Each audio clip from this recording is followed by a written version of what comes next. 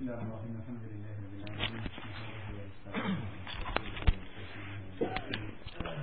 ونعوذ بالله من شرور انفسنا وسيئات اعمالنا من يهده الله فلا مضل له ومن يضلل فلا هادي له واشهد ان لا اله الا الله وحده لا شريك له واشهد ان محمدا عبده ورسوله صلوات الله وسلامه على رسولنا الكريم محمد بن عبد الله وعلى اله واصحابه ومن اهتدى بهداه الى يوم الدين وسلم تسليما كثيرا. يا أيها الذين آمنوا اتقوا الله حق تقاته ولا تموتن إلا وأنتم مسلمون. أما بعد، معاشر الإخوة rahimani wa rahimakumullah. Alhamdulillah, dan hendaknya kita senantiasa menjadikan syukur kita kepada Allah Subhanahu wa taala dengan segala kenikmatan dan karunia yang senantiasa dilimpahkan kepada kita, sehingga pada kesempatan ini kita masih bisa diberikan banyak kemudahan oleh Allah Subhanahu wa taala dalam kita menjalankan ketaatan-ketaatan kita kepada Allah Subhanahu wa taala, dan juga masih diberi kesempatan kepada kita untuk kita senantiasa mengkaji dan mengilmui akan tuntunan-tuntunan Allah Subhanahu wa taala. Tiada lain adalah maslahat bagi kehidupan kita dalam kita menjalani kehidupan di dunia ini. Ikhwan fillah rahimani wa rahimakumullah. Pelajaran-pelajaran di bulan Ramadan dari didikan Allah Subhanahu wa taala kepada kita tentunya juga hendaknya senantiasa ada dan menghiasi kepada kehidupan kita selepas kita dari bulan Ramadan, di mana semangat kita dalam menjalankan ketaatan di bulan Ramadan dengan siyam, al-qiyam, sadaqah, wa badlul khair, dan memberikan segala kebaikan kita upayakan di bulan Ramadan.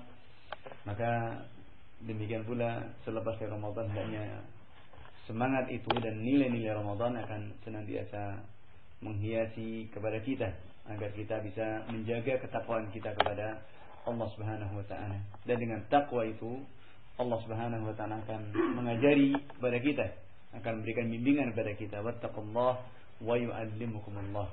Bertakwalah kepada Allah Subhanahu wa taala, niscaya Allah akan mengajari kepada kalian. Maka ketika Allah Subhanahu wa taala mendidik kepada kita, ini merupakan alamat dan merupakan tanda-tanda kebaikan. Manakala kita semakin dipahamkan dengan agama kita, semakin mengerti dengan perkara-perkara agama kita, maka ini mudah-mudahan merupakan tanda-tanda kebaikan sebagaimana sabda Nabi alaihi salatu wassalam, man yuridillahu bi khairan yufaqihu fid din. Siapa yang Allah Subhanahu wa taala kehendaki dengan kebaikan, maka akan dipahamkan dengan agamanya. Maka seseorang ketika semakin tafaqquh, semakin dia memahami kepada agamanya, mudah-mudahan ini merupakan alamat yang baik. Ikhwan fillah rahimani wa rahimakumullah. Pada kesempatan ini kita masih melanjutkan di syarah Masail Jahiliyah. Pada kesempatan yang terakhir kita telah bahas di poin yang ke-12, ke-11 dan 12 dari prinsipnya Ahlul Jahiliyah, dari kaidah-kaidah yang mereka buat dalam sikap-sikap hidup mereka, di mana dikatakan sandaran mereka terhadap qiyas yang fasid dan mengingkari akan qiyas yang sahih. Yani pandangan mereka dalam memberikan bandingan atau mengukur sesuatu dengan timbangan yang rusak, dan mereka menolak dengan timbangan-timbangan yang sahih, di mana mereka memberikan qiyas. Qiyas itu artinya adalah memberikan timbangan.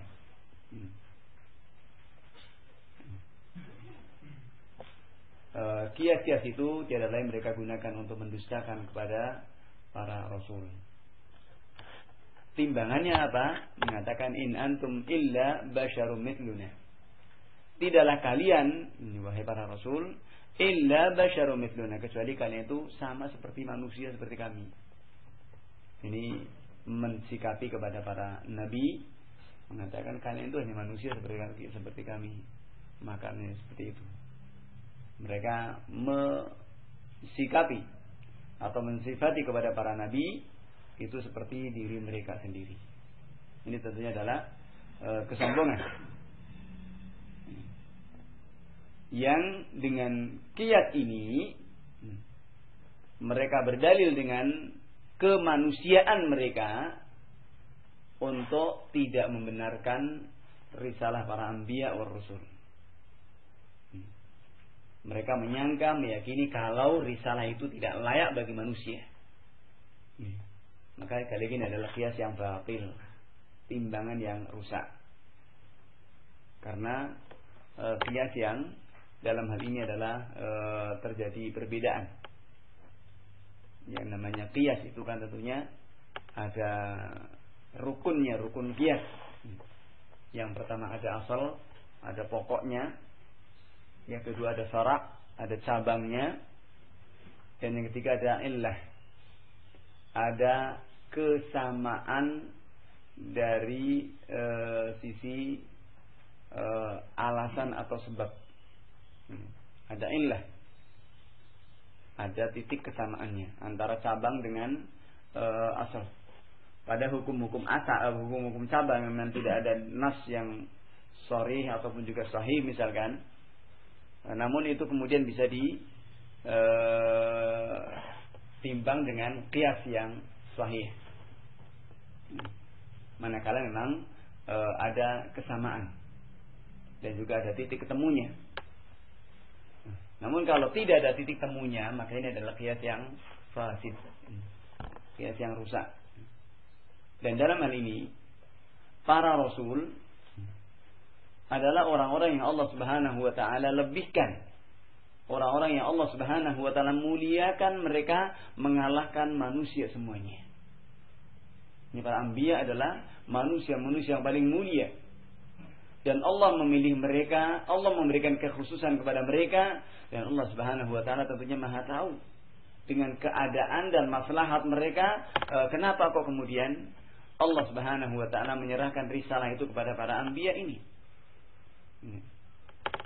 Sebagaimana yang Allah Subhanahu wa taala menyatakan, Allahu yastafi minal malaikati rusula wa minan nas. Allah telah memilih dari para malaikat itu para rasul. Wa minan nas, dan juga dari manusia. Artinya ada rasul dari malaikat, ada rasul dari bangsa manusia. Ini tidak semua malaikat itu menjadi utusan. Sebagaimana manusia dan yang dijadikan dutanya atau jadi utusannya, ini tentunya adalah orang-orang yang dipilih oleh Allah Subhanahu wa taala. Yang Allah Subhanahu wa taala mengetahui apa yang ada di balik atau di belakang mereka semuanya.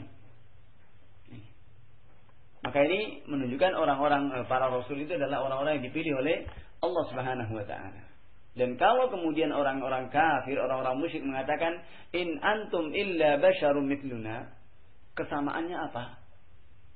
Tidaklah kalian kecuali manusia sama seperti kami. Ya, mungkin dari sisi manusianya adalah sama. Karena para rasul adalah manusia, bukan ilah. Namun mereka datang dengan membawa risalah. Dipilih oleh Allah Subhanahu wa taala, dikhususkan oleh Allah Subhanahu wa taala untuk membawa risalahnya di muka bumi ini.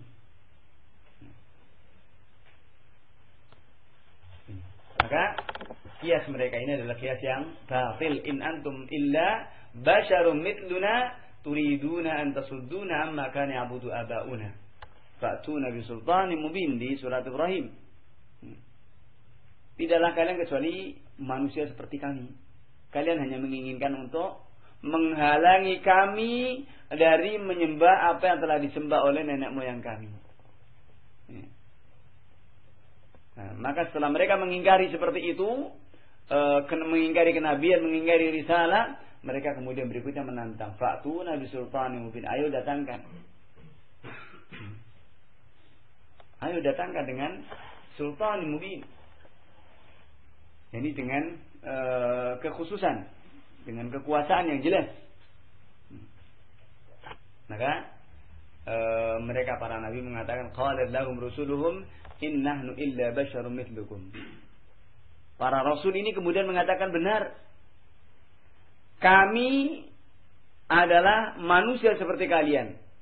Tapi apa? Walakinnallaha yamunnu 'ala man yasha'u min ibadihi. Namun Allah Subhanahu wa taala memberikan kenikmatan kepada orang-orang yang Allah Subhanahu wa taala kehendaki dari hamba-hambanya. Artinya mereka para rasul mengatakan bahwa Allah Subhanahu wa taala telah memilih kami, telah memuliakan kami, memberikan anugerah kepada kami. Bahwa itu merupakan karunia dan anugerah dari Allah Subhanahu wa taala. Memilih kami untuk membawa risalah. Maka qiyas kalian itu adalah qiyas yang batil. Qiyas yang tidak ada kesamaan antara cabang, antara pokok dengan cabangnya. Antara pokok dengan cabangnya ini tidak ada kesamaan. Karena manusia itu tidak sama. Dan juga manusia itu tidak dalam tingkatan yang sama. Di antara mereka ada yang beriman, di antara mereka ada yang kafir. Di antara mereka ada para rasul, ada para ulama, ada para salihun. Namun juga di antara manusia itu ada yang juhal. Orang-orang yang bodoh, yang dungu, yang kafir, yang fusaq, ahli maksiat. Maka manusia itu ada yatafawatun. Yani berbeda-beda. Maka disinilah kemudian titik perbedaannya. Maka apalagi kemudian orang kafir tidak berilmu, bagaimana mau disamakan dengan para anbiya? Maka qiyas malfar ini adalah qiyas yang batil. Qala balil hikmatu taqtabi an yakuna ar-rasul ila al-bashar basharan mithluhum min ajli an yubayyana lahum. Bahkan hikmah menunjukkan bahwa para rasul itu adalah manusia sebagai manusia seperti mereka. Dari sisi apa? Untuk menjelaskan kepada manusia juga. Maka di dalam menjelaskan kepada manusia kecuali manusia. Maka Allah Subhanahu wa taala mengirim para rasulnya ini, para mengutus para rasulnya untuk menjelaskan risalahnya kepada manusia.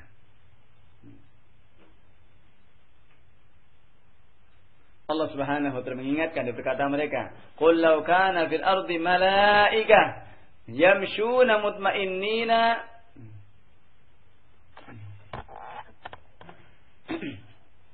Kata mereka, katakanlah, kalau seandainya di muka bumi ini ada para malaikat yang mereka berjalan di muka bumi ini dengan tenang, lanazzalna alaihi minas samaa'i malakan rasula, maka kami akan turunkan kepada mereka dari langit itu malakan rasula, seorang malaikat dan sebagai seorang rasul.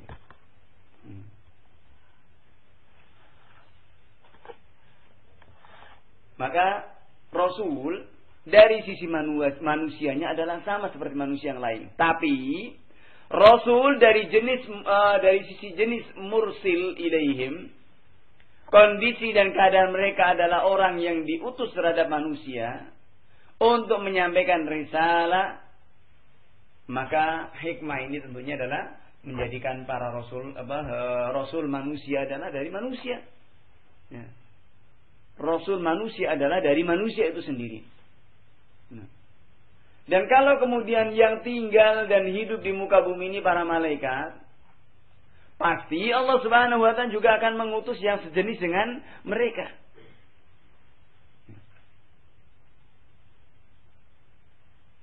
Maka ikhwan fillah rahimani wa rahimakumullah, ini tentunya sesuatu yang mengherankan. Dari cara berpikir mereka yang sudah berbalik.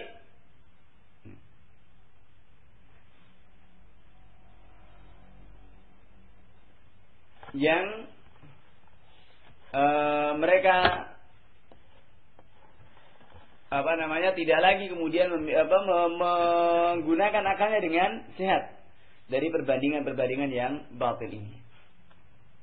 Qala min ajaib intikasi haula, di antara yang aneh dari berbaliknya mereka atau dari cara berpikir yang terbalik ini, annahum yastab'iduna ar-risala fil bashar. Bahwasanya mereka itu menghendaki untuk menjauhkan risalah dari manusia. Intinya itu. Mengatakan ini dan itu dan seterusnya dengan bandingan-bandingan yang batil tadi adalah untuk menghalangi manusia, menjauhkan manusia dari risalah Allah Subhanahu wa taala. Wala yastab'iduna an takuna al-ubudiyyah lil hajar. Dan mereka tidak menjauhkan untuk menjadikan ibadah itu kepada batu-batuan, kepada pohon-pohonan, kepada benda-benda itu. Ma hadza yasta'bidun wa yastankiruna an takuna risalah fil bashar. Demikian mereka tatkala kondisi mereka adalah dalam rangka pertama untuk menolak risalah kepada manusia. Kemudian yang kedua mereka istiabat, menjadikan ibadah itu pada rububiyah dan uluhiyahnya diberikan kepada batu-batuan dan kepada gunung-gunung dan kepada pohon-pohonan.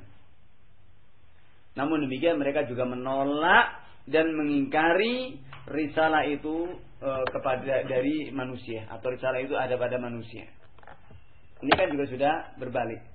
Kalau kemudian mereka menempatkan sifat-sifat rububiyah dan uluhiyah itu kepada selain Allah, hajaran wa syajara, baik batu-batuan ataupun pohon-pohonan atau danyang-danyang tertentu, maka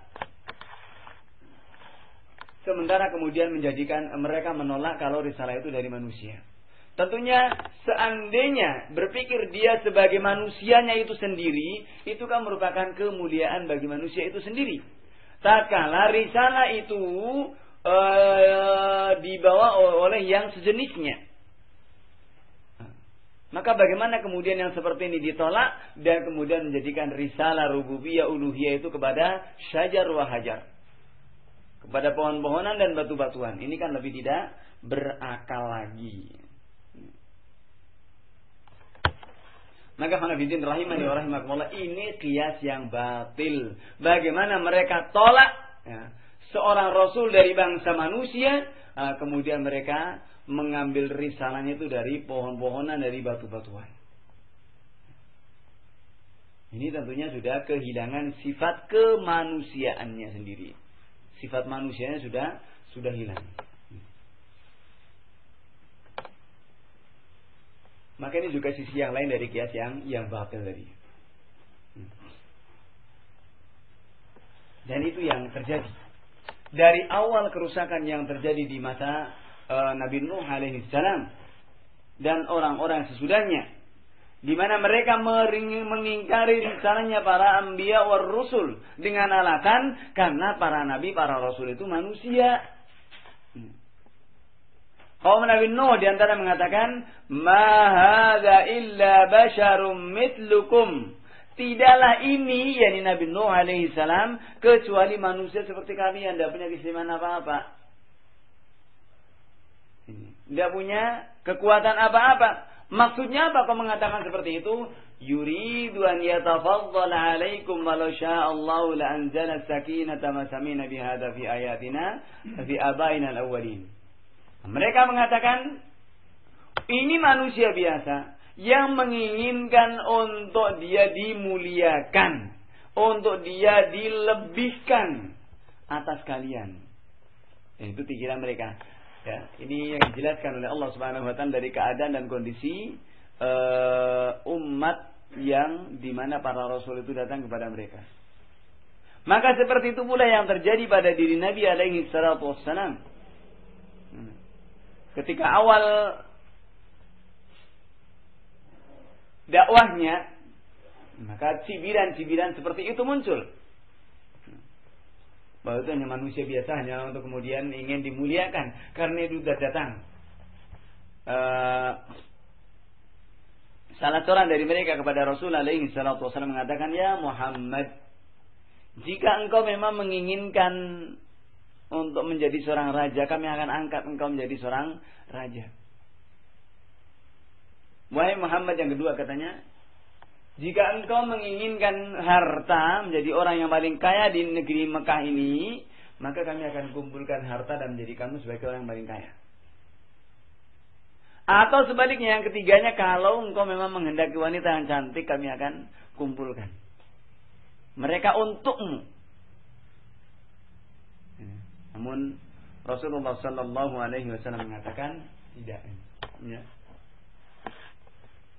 Bagaimana intimidasi yang mereka berikan kepada paman Rasulullah Sallallahu Alaihi Wasallam, kepada Abu Talib, yang kemudian menyampaikan itu kepada Rasulullah Sallallahu Alaihi Wasallam, dan kemudian Rasulullah mengatakan, seandainya matahari ada di tangan kanan saya, bulan di tangan kiri saya tidak akan pernah berhenti dari menyampaikan risalah ini sampai datang perkaranya Allah Subhanahu wa taala. Liyahya man hayya an bayyina wa yahliku man halaka an bayyina. Agar hiduplah orang yang hidup itu di atas bayyina, di atas bukti, di atas dalil. Demikian pula yang mati pun juga di atas bayyina. Jadi tidak mati penasaran, ya. Matinya di atas bayyinah, di atas keilmuan. Ini hujjatullah ala wajhil ardh. Bagaimana Allah Subhanahu wa taala juga memperhatikan itu kepada orang-orang durjana. Seperti kepada Firaun yang paling durjana pun juga jelas. Di mana Allah Subhanahu wa taala pun juga menjelaskan dalam Al-Qur'an bagaimana hujjah itu ditegakkan kepada Firaun. Dengan perantaraan Nabi Musa alaihissalam pun juga perkataannya kepada Nabi Musa pun juga sama. Dia itu manusia biasa. Dia mengatakan adanya surga, mengalirnya sungai-sungai. Lihat itu. Bukankah sungai Nil itu mengalir di bawah kita? Bukankah seperti itu pelecehannya? Sampai kemudian mengatakan kepada Hammam, kepada perdana menterinya, untuk dibangunkan bangunan. La'alli ablughul asbab, katanya. Barangkali saya bisa sampai kepada sebab asbab as-sama'i wal ardh, sebab dari langit dan dari bumi. Maka ini Firaun yang mengingkari kepada Nabi Musa alaihissalam, yang kemudian ketika datang bahwa hukuman Allah Subhanahu wa taala tenggelam, maka kemudian dia mengatakan, amantu bima amana bihi Banu Israel. Aku beriman dengan apa yang Bani Israel mengimaninya, dan aku bersama mereka. Aku termasuk golongan orang-orang muslim. Namun Allah Subhanahu wa taala katakan, oh, sudah terlambat. Al-an, katakan, al-ana wa qad asaita qablu. Sekarang ya, baru kamu mengatakan seperti itu, setelah sebelumnya kamu itu berlaku maksiat, menentang, membangkang, memusuhi. Ya. Maka jemaah muliakan Allah Subhanahu wa taala, ini sepanjang sejarah seperti itu mereka membuat kias-kias yang fasid untuk mengukur kebenaran. Dengan kias yang fasid. Maka seperti itu mereka datang kepada Rasulullah SAW menyodorkan semuanya. Kalau ingin kaya, ingin menjadi raja, ingin wanita cantik, bahkan kemudian yang terakhir mengatakan, atau kalau engkau memang ini orang terkena jin kesurupan, kami akan datangkan seorang dukun. Ya. Ini sudah tambah kurang ajar lagi. Ini mereka. Ini orang yang menyampaikan, datang dengan risalah yang hak, dikatakan orang yang gila, orang yang terkena terkena gangguan setan. Ini kan padahal mereka sendiri yang menjadi setannya. Ya, setan dari bangsa manusia. Maka di jamaah muliakan Allah Subhanahu wa taala sepanjang sejarah seperti itu. Tuduhan-tuduhan kepada orang-orang ahlul haq, kepada para nabi, mereka itu hanya orang cari sensasi saja, pingin dikenal orang, pingin dan seterusnya. Nah.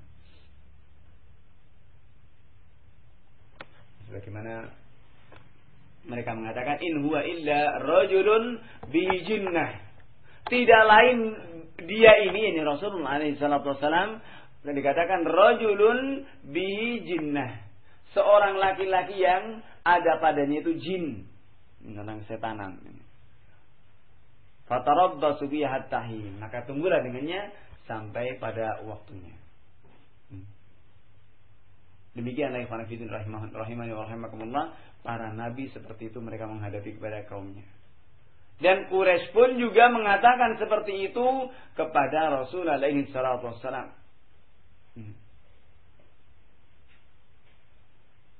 Mengatakan la ulqiya dzikru alaihi min bainina. La ulqiya dzikru alaihi min bainina. Akan disampaikan zikr, peringatan terhadapnya dari kami. Ini ancaman-ancaman mereka terhadap Nabi alaihi salatu wassalam. Maka kisahnya siapa itu yang datang kepada Nabi alaihi salatu wassalam menyodorkan itu semuanya. Dan kemudian kisahnya Walid bin Rabi'ah kalau masalah itu yang mengatakan seperti itu kepada Rasulullah sallallahu alaihi wasallam, namun kemudian dibacakan ayat di surat Al-Waqi'ah, salah satu ayat di surat Al-Waqi'ah, kemudian mengatakan kada qalbi an yatir.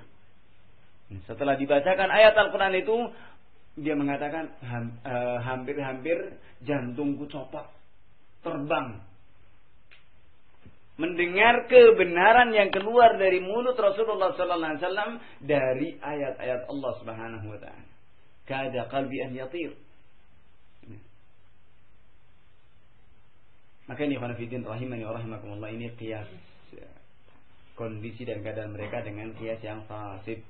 Maka kalau kita kemudian menghadapi seperti itu, ini sudah satu hal yang ringan. Artinya lebih berat dari apa yang ditimpa oleh para anbiya ini.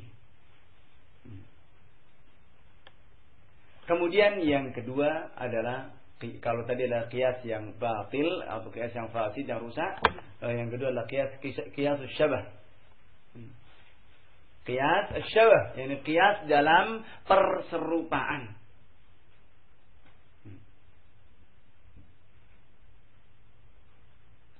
Maksudnya qiyas syabah adalah antara cabang dengan asal. Antara cabang dengan asal ini ada sisi titik temunya.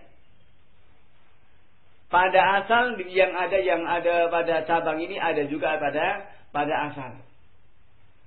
Namun kemudian ada sisi yang tidak ada kesamaannya, dan karena banyak kesamaannya maka kemudian dikiaskan kepada tadi yang pertama. Dan Allah Subhanahu wa taala katakan qala wallahu jalla wa ala la yuqasu bi khalqihi la qiyasa illa wa la qiyasu syaba'.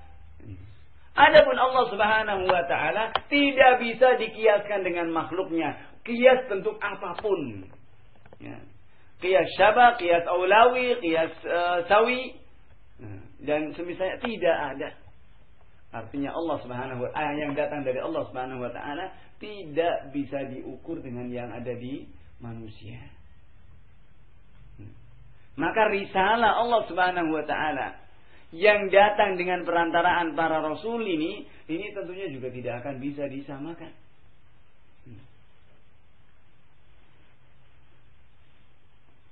Maka walillahil matsalul a'la wa huwas sami'u wa huwal azizul hakim. Dan bagi Allah Subhanahu wa taala perumpamaan yang tinggi, dan Allah Subhanahu wa taala Maha berkata lagi Maha Hakim. Maka khonafidin rahimani wa rahimakumullah, permasalahan berikutnya setelah penolakan-penolakan seperti ini akan muncul penyakit berikutnya, yang kemudian akhirnya menolak qiyas yang sahih, qiyas yang benar. Dimana kaidahnya kalau para nabi itu adalah utusan Allah Subhanahu wa taala dari bangsa manusia seperti mereka. Sebagaimana juga para rasul dari para malaikat ini juga orang-orang yang dikhususkan oleh Allah Subhanahu wa taala.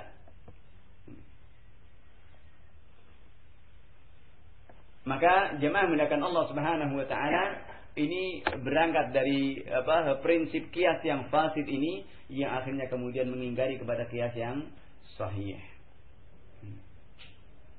Maka ini kias yang sahih.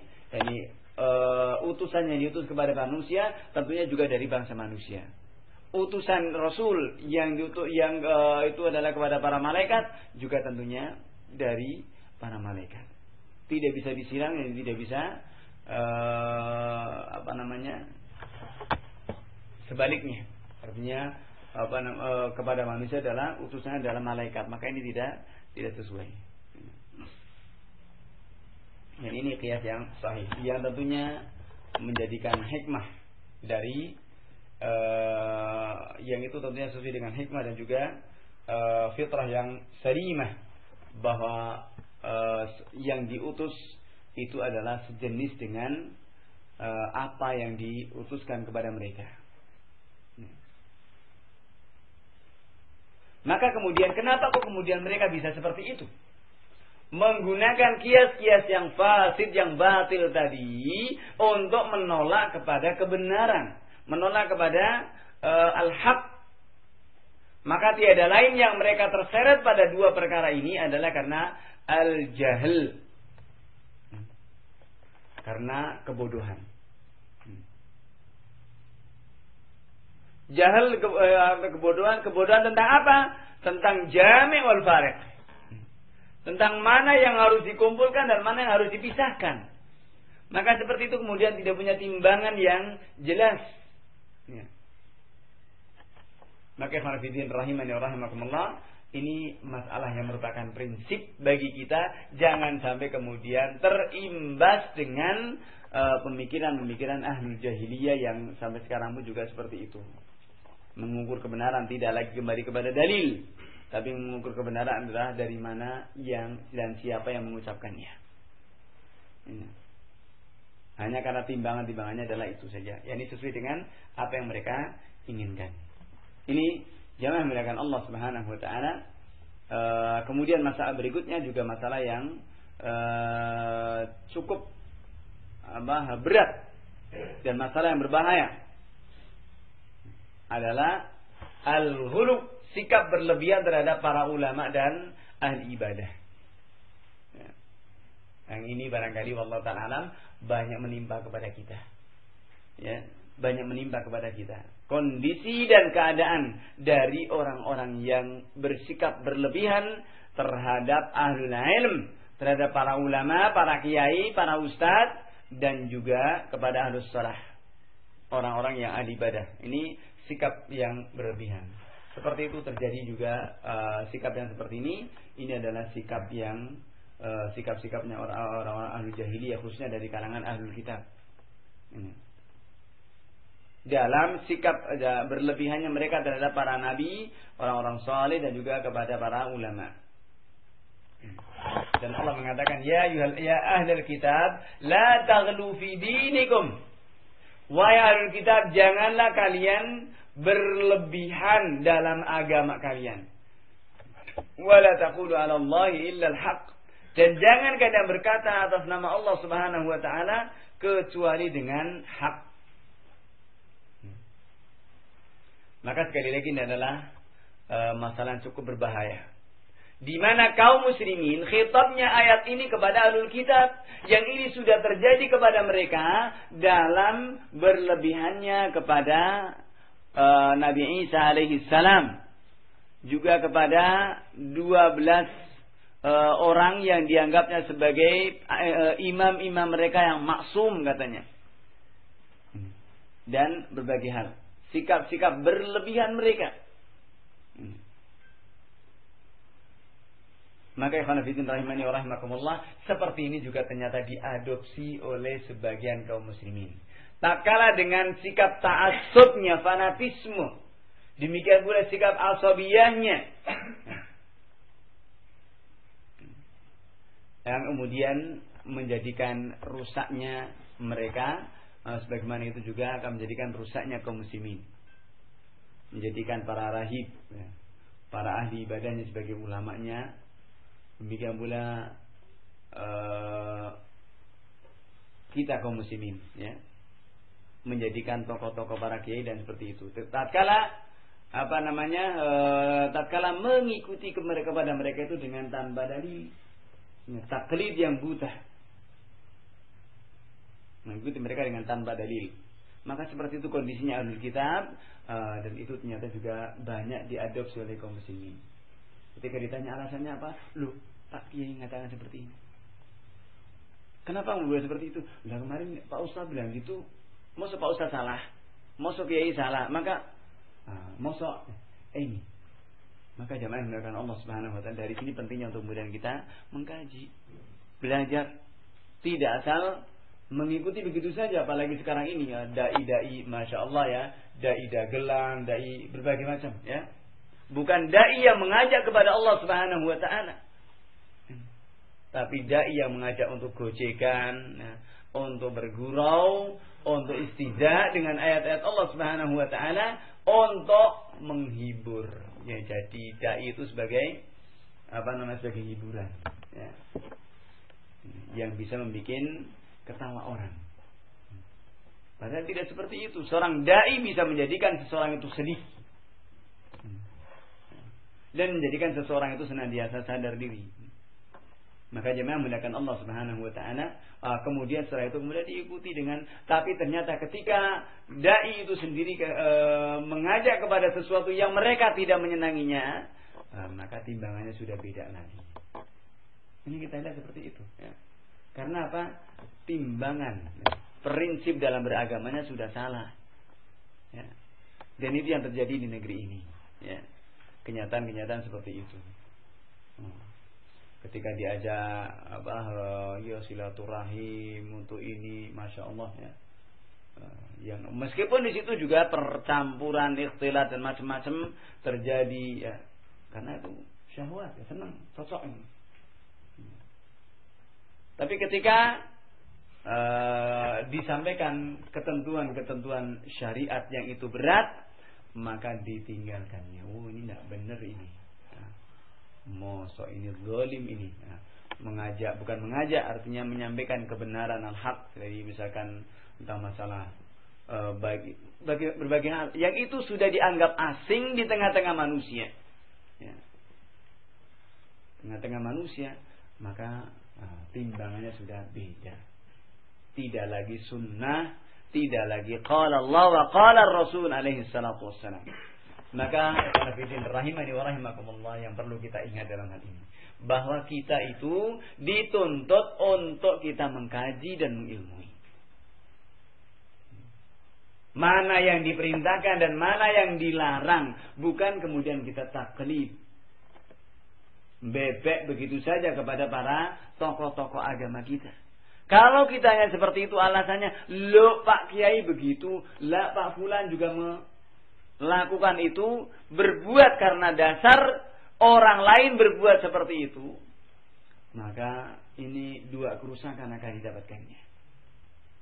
Kerusakan yang pertama ini akan menjadikan sikap ta'assub yang buta, fanatisme yang buta. Kemudian yang kedua, Allah Subhanahu wa taala mengingatkan, wa in tuti' aktsara man fil ardi yudhilluka an sabilillah. Kalau kamu taati kebanyakan penduduk bumi ini, mereka akan menyesatkanmu dari jalan Allah Subhanahu wa taala. Artinya banyak manusia yang sebenarnya adalah mengajak untuk menyimpang dari jalan Allah Subhanahu wa taala. Dan yang seperti inilah yang menjadikan keruhnya kebaikan. Keruhnya al-haq yang dikatakan oleh Nabi alaihi salatu wasallam ketika ditanya oleh sahabat Hudzaifah radhiyallahu taala anhu, bahwa apakah setelah keburukan itu ada kebaikan? Kata Hudzaifah. Maka Rasul mengatakan, iya, benar, wa fihi dafan. Namun dalam kebaikan itu ada kekeruhan. Seperti inilah. Apa yang menyebabkan keruhnya itu? Qaumun, kata Rasulullah, yahtaduna bi ghairi hadyi wa yasannuna bi ghairi sunnati. Orang yang mengambil petunjuk tidak dengan petunjukku. Petunjuknya siapa? Pak Kiai, Pak Ustaz. Oh, ini petunjuk dari seperti itu. Bukan qala Allah. Apa dalilnya, apa alasannya? Tapi dalilnya, yang mengatakan Itu. Jadi dalil itu kepada orang yang mengatakan, bukan kepada apa yang dikatakannya. Mengambil sunnah tidak dengan sunnahku, mengambil petunjuk tidak dengan petunjukku. Maka seperti ini bukan menjadikan itu sebagai syiar agama atau kemudian, tapi bahkan ini menjadikan keruhnya agama. Menjadikan keruhnya agama. Karena itu jamaah melakukan Allah Subhanahu wa taala, ini hal-hal yang perlu kita perhatikan, bagaimana penyakit-penyakit jahiliyah ternyata masih banyak bercokol pada sebagian kita, pada sebagian kaum muslimin. Ini tentunya harus dibersihkan, mengadopsi dari ahlul kitab atau juga dari kalangan wasaniyin, dari para penyembah. Maka pentingnya untuk kita mengkaji seperti ini, mempelajari agar kita punya timbangan yang benar. Ini yang pertama, punya timbangan yang benar. Kemudian yang kedua, kita bisa mengoreksi apa yang kita lakukan. Sudah benar atau belum benar, atau bahkan sama sekali tidak benar. Timbangannya jelas. Qala Allah wa qala Rasul alaihi salatu wassalam. Ini kita supaya kita punya timbangan.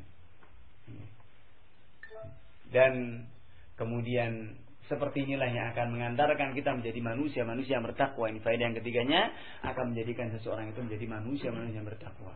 Karena takwa itu juga bukan sekedar hiasan bibir saja. Namun takwa ini perlu dikaji. Kita tahu perintah, kita tahu larangan adalah ala nurin minallah, dengan petunjuk dan bimbingan dari Allah Subhanahu wa taala. Bukan karena fulan mengatakan halal atau fulan mengatakan haram, mengatakan tidak boleh, kemudian diikuti tanpa kemudian kembali kepada dalil, maka seperti ini adalah tidak dibenarkan. Dan ini berarti masih ada sifat-sifat jahiliyah meskipun sudah modern seperti ini. Masih ada warisan-warisan sifat-sifat jahiliyah yang harus dibersihkannya. Ini barangkali khonafidin yang kita bahas pada kesempatan pagi hari ini. Mudah-mudahan ada manfaatnya. Allah Ta'ala subhanaka wa bihamdika asyhadu an la ilaha illa anta astaghfiruka wa atubu ilaik. Walhamdulillahirabbil alamin. Assalamualaikum warahmatullahi wabarakatuh.